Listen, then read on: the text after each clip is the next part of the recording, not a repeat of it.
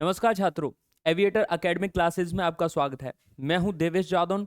आज फिर से हम एक और क्लास लेकर आए हैं बायोलॉजी की, जो है जैव प्रक्रम चैप्टर से, जिसमें हम चर्चा करने वाले हैं श्वसन जो तंत्र होता है उसमें से कौन कौन से most important question board exam में पूछे जाते हैं। तो सबसे पहले हम देख लेते हैं कि सबसे पहले कौन सा क्वेश्चन है और इससे कैसे हम आसान भाषा में, अपनी भाषा में बोर्ड एग्जाम में लिख सकते हैं। पहले हम देखेंगे कि क्या है एक्चुअल में क्वेश्चन और उसके बाद में क्या है उसका आंसर, फिर उसे समझाएंगे। ठीक है, तो सबसे पहले हम बात कर लेते हैं क्या है क्वेश्चन। डायाफ्राम। डायाफ्राम क्या है, यह कहाँ पाया जाता है। ठीक है, तो इस क्वेश्चन को समझने का प्रयास करते हैं। डायाफ्राम क्या है, यह कहाँ पाया जाता है। इसका जो आंसर है वो लिखा है मानव के श्वसन तंत्र में वक्ष गुहा। सबसे पहला जो पॉइंट है वक्ष गुहा की निचली परत एक पतली पेशीय परत द्वारा पूरी तरह से बंद रहती है, जिसे तंतुपट तंतुपट या डायाफ्राम कहते हैं। यह गुम्मद गुम्मद के आकार का होता है। यह श्वसन की मुख्य मांसपेशी होती है। अब इसमें जो पॉइंट आए हैं ऐसे, वक्ष गुहा है, तंतुपट या डायाफ्राम को तो हम समझ ही रहे हैं। गुम्मद क्या है, गुम्मद को भी साथ में देखेंगे कि गुम्मद शब्द क्यों लिया गया है इसमें। तो इन सारे शब्दों के अर्थों से ही हमें पूरा आंसर समझ में आ जाएगा। ठीक है, तो समझते हैं वक्ष गुहा क्या होता है। जो हमारा चेस्ट होता है, छाती होती है, इसके नीचे जो फेफड़े हैं, दिल है, और दिल के और फेफड़ों के नीचे का जो क्षेत्र होता है, एरिया होता है, वहां पर एक पतली झिल्ली जैसी संरचना पाई जाती है, जिसे हम तंतुपट या डायाफ्राम कहते हैं। यहाँ पर ये हमने फेफड़ों का चित्र दिया है, डायाफ्राम यहाँ पर एक गुम्मद के आकार की। अब गुम्मद शब्द क्या है, गुम्मद को समझने का प्रयास करते हैं।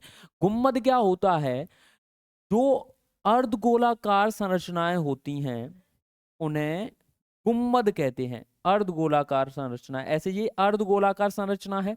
ऐसे ही यहां पर अगर ध्यान से देखा जाए तो अर्धगोलाकार संरचना बनकर आएगी, जिसकी वजह से यहां पर ये जो गुम्मद शब्द जो है प्रयोग किया गया है। ठीक है, तो पूरे प्रश्न के उत्तर को फिर दोबारा से समझने का प्रयास करते हैं कि मानव के श्वसन तंत्र में वक्ष गुहा की निचली सतह एक पतली पेशीय परत द्वारा पूरी तरह से बंद रहती है। ठीक है, यहां पर जो पतली परत है उसके द्वारा ये जो फेफड़े हैं, फेफड़े और यहाँ पर जो हृदय हमारा होता है, हृदय जो होता है उसको सपोर्टिंग के लिए यहाँ पर एक परत होती है, जिसे हम डायाफ्राम कहते हैं या कहते हैं तंतुपट। आपको अच्छे से समझ में आ गया होगा, उम्मीद करता हूं। ठीक है, तो आप इसका स्क्रीनशॉट ले लीजिए, इसके बाद में हम अगले प्रश्न की तरफ बढ़ेंगे। एक बार और देख लीजिए, स्क्रीनशॉट आपने ले लिया है, एक बार और देख लीजिए। मानव के श्वसन तंत्र, मानव के श्वसन तंत्र कौन से होते हैं, फेफड़े होते हैं। श्वसन तंत्र क्या है, फेफड़े हैं। ठीक है, मानव के श्वसन तंत्र में वक्ष गुहा की निचली सतह एक पतली पेशीय परत द्वारा क्या रहती है, पूरी तरह से बंद रहती है। पूरी तरह से यहां से बंद होती है। ठीक है, पूरी तरह से बंद रहती है, जिसे तंतुपट या डायाफ्राम कहते हैं। केवल हम क्या समझ रहे हैं यहाँ पर, तंतुपट या डायाफ्राम क्या होता है। ठीक है, तो तंतुपट या डायाफ्राम क्या होता है, तंतुपट या डायाफ्राम होता है जो फेफड़ों को और हृदय को नीचे से सपोर्ट करने के लिए एक अर्धगोलाकार संरचना होती है। गुम्मद के आकार की एक संरचना होती है, पतली परत होती है, जो कि फेफड़ों को, हृदय को सपोर्ट के लिए होती है। उसे हम क्या कहते हैं, डायाफ्राम कहते हैं। ठीक है, इसके बाद अगले प्रश्न की तरफ बढ़ते हैं। अगला प्रश्न क्या है, अगला प्रश्न ये है, श्वसन तथा श्वासोच्छ्वास में अंतर स्पष्ट कीजिए। अब श्वसन क्या है और श्वासोच्छ्वास क्या है।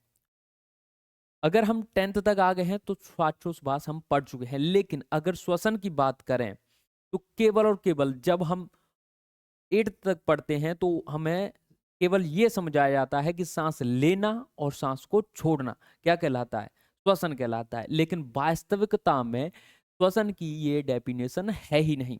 वास्तविकता में क्या होता है, श्वसन जो है एक रासायनिक क्रिया है और श्वासोच्छ्वास जो है एक भौतिक प्रक्रिया है। ठीक है, भौतिक प्रक्रिया और रासायनिक प्रक्रिया को समझते हैं पहले। श्वसन क्या है? श्वसन के लिए हमें, श्वसन जो है, श्वसन करने पर ऑक्सीकरण की अभिक्रिया होती है हमारे फेफड़ों के अंदर, एंजाइम्स की आवश्यकता होती है। एंजाइम्स की सहायता से श्वसन की क्रिया संपन्न होती है और ऑक्सीकरण की अभिक्रिया होती है, जिससे हमारा भोजन जो है वो पचता है। उसमें से कार्बनिक पदार्थ जो होते हैं वो हमारे शरीर में ग्लूकोज का निर्माण करते हैं, ग्लूकोज का निर्माण करते हैं। ठीक है, ऑक्सीकरण की सहायता से ये अभिक्रिया होती है। ठीक है, और श्वासोच्छ्वास में क्या होता है? श्वासोच्छ्वास एक भौतिक प्रक्रिया है जिसमें शरीर ऑक्सीजन ग्रहण करता है और कार्बन डाइऑक्साइड छोड़ता है। अब तक हम क्या समझते थे कि जो श्वसन है उसमें हम ऑक्सीजन लेते हैं और कार्बन डाइऑक्साइड छोड़ते हैं, लेकिन वास्तविकता में क्या होता है? वास्तविकता में श्वासोच्छ्वास में हम ऑक्सीजन ग्रहण करते हैं और कार्बन डाइऑक्साइड को छोड़ते हैं। श्वसन में क्या होता है? श्वसन में होता है, श्वसन जो है, श्वसन में, श्वसन एक अपचयी क्रिया है जिसमें ग्लूकोज का ऑक्सीकरण होता है, जिससे कार्बन डाइऑक्साइड और ऊर्जा उत्पन्न होती है। ठीक है, वास्तविकता में क्या है? श्वसन में हम जो श्वसन करते हैं उसमें ऑक्सीकरण की अभिक्रिया होती है जिसमें ग्लूकोज और ऊर्जा की उत्पत्ति होती है। ठीक है, दूसरा पॉइंट क्या है? ये क्या था? ये पहला पॉइंट था, यहां पर भी ये पहला पॉइंट था, लेकिन दूसरा पॉइंट क्या है? दूसरा पॉइंट यहां पर ये है, यह क्रिया कोशिकाओं के अंदर होती है। और श्वासोच्छ्वास का दूसरा पॉइंट क्या है? यह क्रिया कोशिकाओं के बाहर होती है। तो जो रासायनिक, जैव रासायनिक क्रियाएं हैं, जो जैव रासायनिक क्रियाएं हैं वो हमेशा कोशिकाओं के अंदर संपन्न होती हैं। तो श्वसन क्या है? श्वसन जो है कोशिकाओं के अंदर संपन्न होता है। ठीक है, और जो श्वासोच्छ्वास है वो कोशिकाओं के बाहर, कोशिकाओं के अंदर नहीं, कोशिकाओं के बाहर ये संपन्न होता है। ठीक है, ये आपको समझ में आ गए होंगे। इसके बाद हम अगले पेज पर चलेंगे, स्क्रीनशॉट ले लीजिए। ठीक है, इसके बाद जो पॉइंट है नंबर 3, जो पॉइंट है यहाँ पर श्वसन का और श्वासोच्छ्वास का, नंबर 3 पॉइंट। ठीक है, यह प्रक्रिया एंजाइम की सहायता से होती है। इस क्रिया में एंजाइम्स आवश्यक नहीं है। मतलब मैंने अभी बताया था स्टार्टिंग में ही कि जो श्वसन क्रिया है उसमें एंजाइम्स भाग लेते हैं, एंजाइम्स की सहायता से श्वसन की क्रिया होती है। और जो श्वासोच्छ्वास की क्रिया है उसमें एंजाइम्स भाग नहीं लेते हैं। इसमें केवल और केवल हमने जो ऑक्सीजन ग्रहण करी है वो और कार्बन डाइऑक्साइड छोड़ी है वो क्रियाएं शामिल होती हैं। ठीक है, इसके बाद जो पॉइंट है नंबर 4, जो पॉइंट है वो क्या है? इस क्रिया में मुख्य श्वसन अंग माइटोकॉन्ड्रिया, माइटोकॉन्ड्रिया कहाँ पाई जाती है? कोशिका के अंदर। ठीक है, माइटोकॉन्ड्रिया होता है। ठीक है, और श्वसन श्वासोच्छ्वास जो होता है उसमें क्या है? इसमें मुख्य श्वसनांग फेफड़े होते हैं। ठीक है, श्वासोच्छ्वास में मुख्य श्वसनांग क्या होते हैं? फेफड़े होते हैं, क्योंकि फेफड़े ही तो ऑक्सीजन को ग्रहण करते हैं और कार्बन डाइऑक्साइड को छोड़ते हैं। लेकिन जो श्वसन क्रिया है, श्वसन में मुख्य श्वसनांग क्या होते हैं? मुख्य श्वसनांग होते हैं माइटोकॉन्ड्रिया। माइटोकॉन्ड्रिया के अंदर जैव रासायनिक क्रिया संपन्न होती है। श्वसन जो क्रिया होती है वो कहां पर जाकर संपन्न होती है? माइटोकॉन्ड्रिया में। ठीक है, आप इसका स्क्रीनशॉट ले लीजिए, इसके बाद हम अगले पेज पर चलते हैं। ठीक है,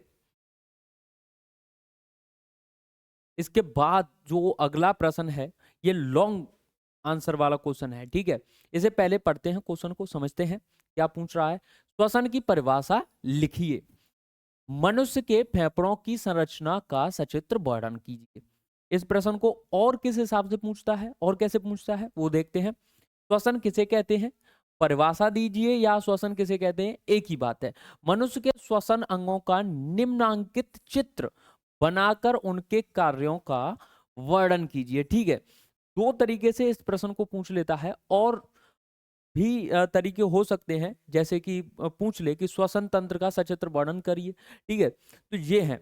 ठीक है, इसमें सबसे पहले हम क्या समझाएंगे? श्वसन की परिभाषा दीजिए बोल रहा है, तो श्वसन की परिभाषा हम पहले ही बता चुके हैं इससे पहले वाले प्रश्नों में, और फिर से बताते हैं श्वसन की वास्तविक परिभाषा क्या है। श्वसन की वास्तविक परिभाषा ये है कि श्वसन के द्वारा हम जब ऑक्सीजन ग्रहण कर लेते हैं, श्वासोच्छ्वास के द्वारा जब ऑक्सीजन ग्रहण कर लेते हैं, तो उसके बाद जो हमारी कोशिकाओं में माइटोकॉन्ड्रिया के अंदर जो ऑक्सीकरण की अवक्रिया होती है, वही है वास्तविकता में क्या, श्वसन। अब देखते हैं क्या लिखा है।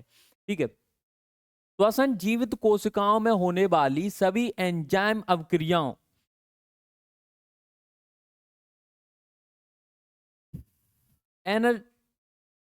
एंजाइमेटिक रिएक्शंस को कहते हैं। ठीक है, जिसमें ऑक्सीजन की उपस्थिति या अनुपस्थित में कार्बनिक पदार्थों का ऑक्सीकृत होना होता है। यह प्रक्रिया ऊर्जा प्राप्त करने के लिए होती है। मैंने पहले ही बताया था कि जो होती है श्वसन क्रिया होती है, उसमें क्या भाग लेते हैं, एंजाइम्स भाग लेते हैं। ठीक है, एंजाइमेटिक जो रिएक्शन होती है वो होती है क्या, श्वसन। ठीक है, इसमें क्या होता है, ऑक्सीजन की उपस्थिति या ऑक्सीजन की अनुपस्थिति में कार्बनिक पदार्थों का क्या होता है, ऑक्सीकृत होता है। ऑक्सीकरण अभी बताया था, ऑक्सीकरण होता है। ठीक है, जिससे क्या चीजें प्राप्त होती हैं हमें, एक तो ऊर्जा प्राप्त होती है, और क्या प्राप्त होता है साथ में, ऊर्जा के साथ ऊर्जा प्राप्त होती है, और जो हमने भोजन पचाया है उससे हमें क्या प्राप्त होगा, ग्लूकोज, ऐसे पदार्थ हमें प्राप्त होंगे। ठीक है, इसके बाद आप इसका स्क्रीनशॉट ले लीजिए, इससे आगे चलते हैं। इसके बाद जो है श्वसन में श्वसन अंग। ठीक है, मनुष्य में श्वसन अंग, जो मनुष्य में श्वसन अंग कौन कौन से होते हैं, तो सबसे पहले जो होता है नाक एवं नासा मार्ग। नाक एवं नासा मार्ग मनुष्य के जो बाह्य श्वसन अंग होते हैं वो होते हैं नाक एवं नासा मार्ग। अब नाक एवं नासा मार्ग को पहले हम पढ़ते हैं फिर समझते हैं। नासिका चेहरे पर स्थित होती है, जो बाहर नासा छिद्रों से खुलती है। नासा मार्ग के भीतर कई वायु मार्ग होते हैं जो ग्रीवा में जाकर खुलते हैं। देखिए समझते हैं, नासिका, नासिका क्या है, जो हमारे चेहरे पर है ये। ठीक है, नासिका जो चेहरे पर होती है, जो बाहर नासा छिद्रों, जो नासिका में दो दो बाहर की तरफ जो छिद्र दिखाई देते हैं, इन्हें हम नासा छिद्र कहते हैं। ठीक है, नासा छिद्रों से हम जो सांस ग्रहण करते हैं वो नासा मार्ग के द्वारा, जो नासा मार्ग जो होता है जो हमारे कंठ तक जाता है, वहां पर ग्रीवा, ग्रीवा क्या है, ग्रीवा जो है उस वो है गला। ठीक है, गला, ग्रीवा क्या है, गला है।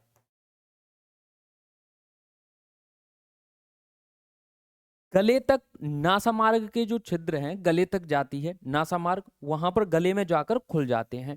ठीक है, खुलते हैं। इसके बाद जो अंग आएगा वो क्या है, उसे समझते हैं। इसके बाद कौन सा अंग आता है, ग्रसनी।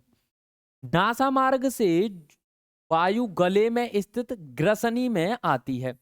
ग्रसनी में वायु नाल तथा ग्रसनाल। अब वायुनाल क्या है और ग्रसनाल क्या है। वायुनाल जो होता है वो है वायु को नासा छिद्रों से ग्रहण करने के बाद फेफड़ों तक पहुंचाता है। और ग्रसनाल क्या होता है, ग्रसनाल होता है जो हम भोजन ग्रहण करते हैं उसे ग्रहण करने के लिए ग्रसनाल होता है। ठीक है, इसके बाद वायुनाल के छिद्र को घंटी द्वार ग्लांटिस कहते हैं। जो वायुनाल का जो छिद्र होता है गले पर जाकर खुलता है उसे हम क्या कहते हैं, घंटी नाल कहते हैं। ठीक है, ग्लांटिस। और इसके ऊपर स्थित संरचना को घंटी टापन एपिग्लांटिस कहते हैं। अब गले जो नासा मार्ग का जो द्वार है जो हमारे गले में जाकर खुला है, वहां पर एक संरचना होती है, और जो गले में जाकर जो द्वार खुला है उसे क्या कहते हैं, हम घंटी द्वार कहते हैं। लेकिन उसके ऊपर एक छोटी सी संरचना होती है, ऐसे हमारा गला है, यहाँ पर एक छोटी सी संरचना होती है, इसे हम कहते हैं घंटी टापन। अब इसका कार्य क्या है, यहाँ पर घंटी टापन क्यों होता है, जब हम सांस ले रहे होते हैं यहाँ पर आकर खुलते हैं क्या,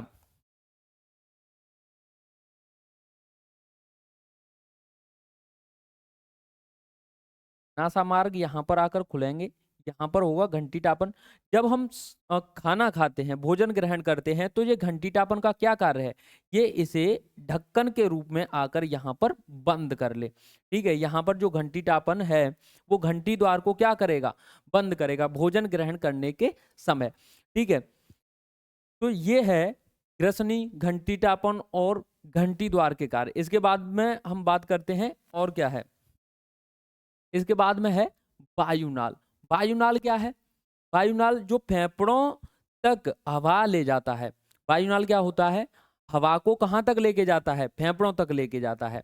यह लगभग 10 से 15 सेंटीमीटर लंबी तथा 1.5 से 2.5 सेंटीमीटर व्यास की उपास्थ छल्ले नुमा नली होती है। ठीक है, वायुनाल यहां से लेकर यहां तक की जो नली है उसे हम क्या कहते हैं, वायुनाल कहते हैं। इसका कार्य क्या है, इसका कार्य है जो हवा को फेफड़ों तक लेके जाएगी।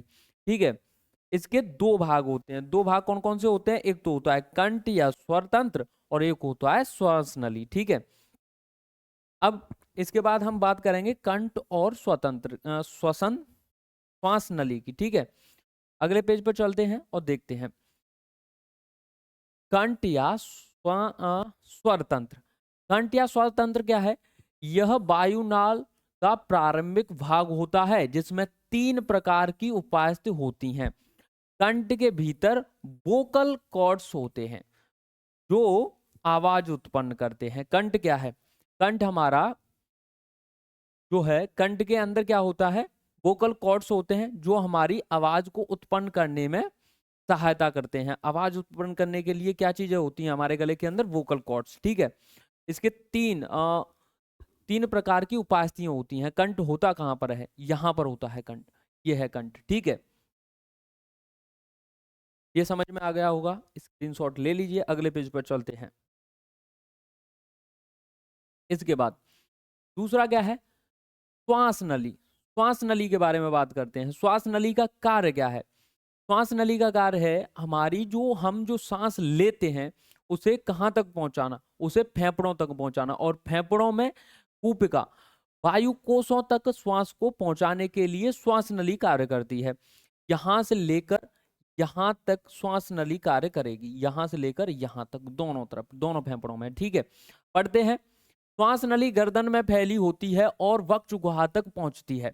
वक्षगुहा बताया था, चेस्ट, छाती, वक्षगुहा के नीचे फेफड़े होते हैं और फेफड़ों तक कौन पहुंचाती है हवा, वायु को कौन पहुंचाती है, श्वास नली। इसकी दीवार लचीली, पतली, लचीली और सी आकार की उपास्थियों से बनी होती है। यहाँ पर ये जो संरचना होती है वो सी आकार की संरचना उपास्थियों से बनी होती है श्वास नली। ठीक है, शाखाओं उपास्थियों से बनी होती है जो इसे पिचकने से रोकती है। श्वास नली आगे चलकर 2 शाखाओं श्वसनियों में विभाजित हो जाती है। ये श्वसनियां फेफड़ों में प्रवेश करके अनेक छोटी शाखाओं श्वासिकाओं में विभाजित हो जाती हैं। अंत में ये श्वसनिकाएं फुफ्फुस में वायु कोश में समाप्त होती हैं जहां गैसों का आदान प्रदान होता है। इस प्रकार नासिका से ली गई वायु कोशों तक पहुंचाती जाती है। ठीक है, कैसे कैसे काम करती है, सबसे पहले हम देखेंगे श्वास नली। श्वास नली से जो वायु होती है, श्वास नली के द्वारा हमने वायु जो ली है वो कहाँ पहुंचेगी, श्वसनिकाओं से जो हमने वायु ली वो श्वसनिया फेफड़ों में पहुंचेगी। ठीक है, इसके बाद में क्या होगा, ये वायु को कहां पर, जो फेफड़ों के अंदर छोटी छोटी वायु कोष होते हैं वहां तक पहुंचाने में मदद करती है। कौन, श्वास नली। ठीक है, इसके बाद आप इसका स्क्रीनशॉट ले लिए। अगले पेज पर चलते हैं।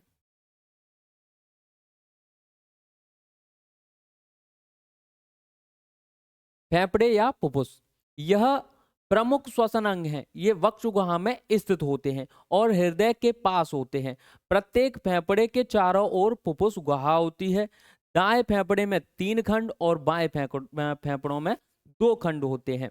मनुष्य के श्वसन अंग ऑक्सीजन प्राप्त और कार्बन डाइऑक्साइड निष्कासन के लिए महत्वपूर्ण होते हैं। ठीक है, अब इसे समझते हैं। फेफड़े, ये फेफड़े जो होते हैं वो हमारे शरीर का मुख्य श्वसन अंग होते हैं। इनका काम क्या होता है? हमें हमारी सांस, जो हमने श्वास ली है, उसे उस फेफड़ों के अंदर जाकर क्या होगा? ऑक्सीकरण की अभिक्रिया होगी। वो कैसे होगी? एंजाइमों की उपस्थिति में कोशिकाओं के अंदर जो माइटोकॉन्ड्रिया होती है उसके अंदर ऑक्सीकरण की अभिक्रिया होगी, जो हमारे रक्त में ऑक्सीजन को मिलाते हैं, कार्बन डाइऑक्साइड को निकालते हैं। ठीक है, ये फेफड़ों का कार्य होता है।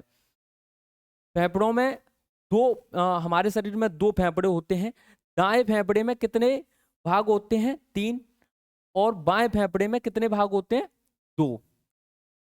ठीक है, हमारे शरीर के मुख्य जो श्वसन अंग होते हैं वो फेफड़े होते हैं। आपको ये समझ में आ गया होगा, स्क्रीनशॉट ले लीजिए। इसके बाद अगली मुलाकात होगी अगली क्लास में। तब तक के लिए आप एविएटर एकेडमिक क्लासेस पर बोर्ड एग्जाम की तैयारी के लिए और भी क्लासेज हैं, इंग्लिश की हैं और बायोलॉजी की क्लासें और भी आएंगी। धन्यवाद।